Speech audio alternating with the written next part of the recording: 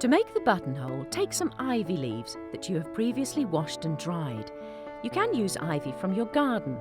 The main thing is that you'll need one larger leaf and two smaller ones of roughly equal sizes for each buttonhole. Sort through the leaves until you find the right combination.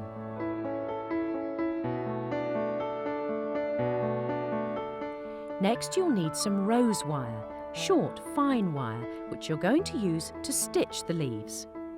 Trim the leaf stalk to about 1 centimetre, then turn the leaf over and thread the wire around the main vein, starting about 1/3 of the way down the vein from the leaf tip. Bring the wire back up on the other side of the vein so you've taken a small stitch with the wire. Push the wire through and bend to create one longer and one shorter leg. Twist the longer one around the shorter one below the stem.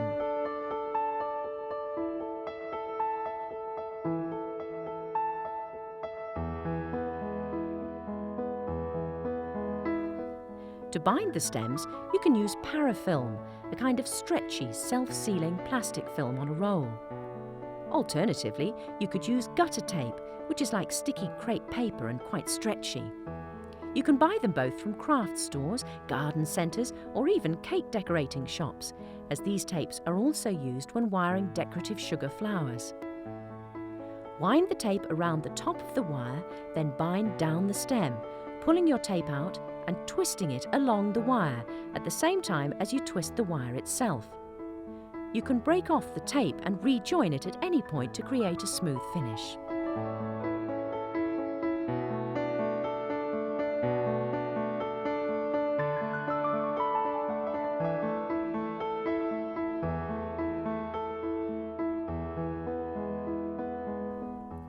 Take one of the smaller leaves and use the rose wire to take a tiny stitch across the main vein, in the same way as on the larger leaf. Bend the wires and twist together below the stalk as before.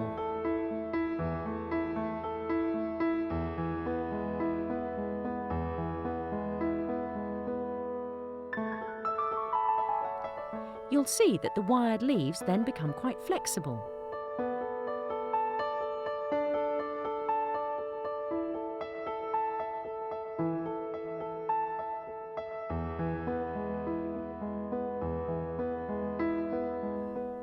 Tape down the wire as before, twizzling the wire between your fingers as you work.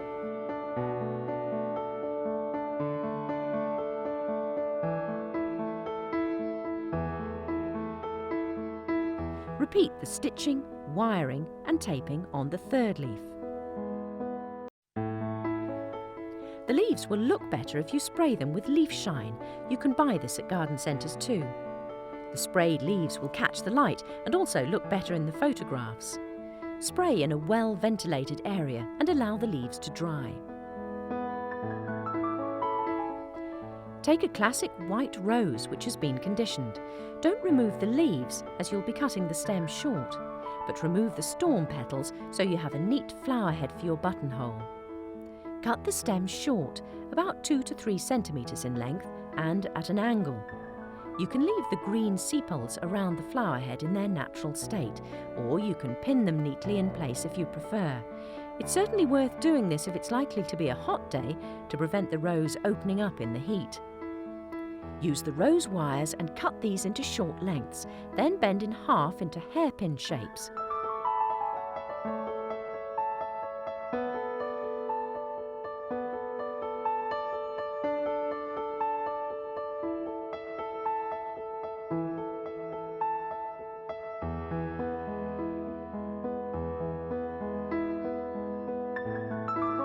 Hold the sepals against the rose and pin them in place.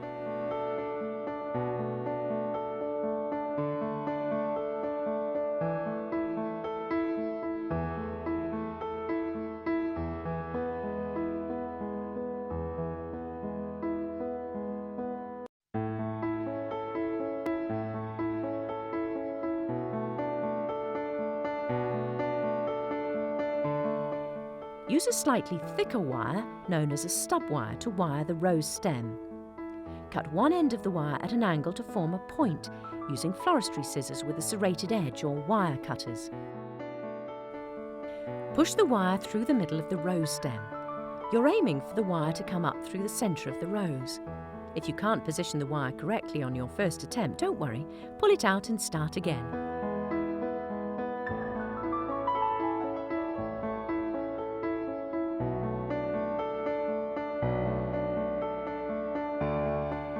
Form a little hook in the end, then pull the wire back down to secure it. It's important to form the hook, both to secure the flower and to prevent anyone pricking themselves if they should sniff the buttonhole. Bind down the wire supporting the rose, starting below the flower head and stretching the tape as you go. You don't need to cover all of the wire, as you'll be cutting off some of it.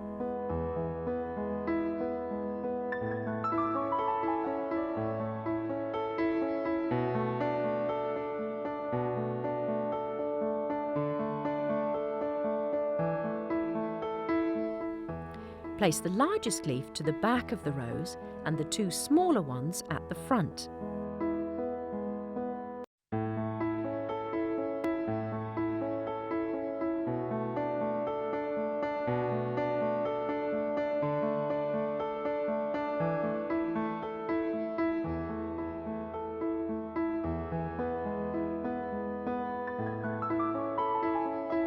When you're happy with the arrangement, use another rose wire to bind around just below the rose head to hold all the wires together.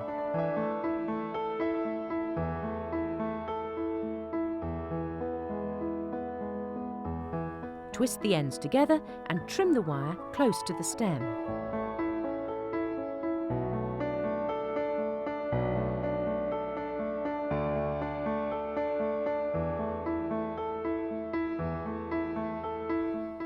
Trim the shorter, finer wires, cutting them straight across to avoid creating sharp points.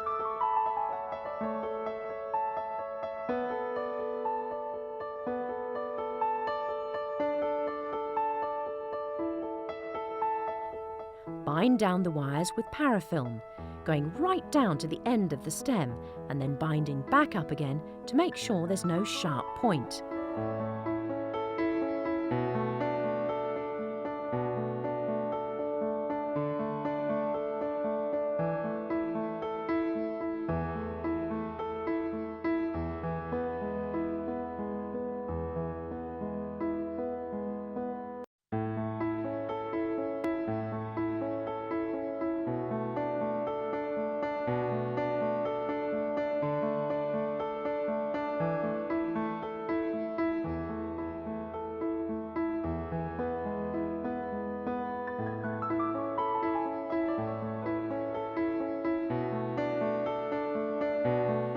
Adjust the leaves to frame the rose, then straighten out the stem.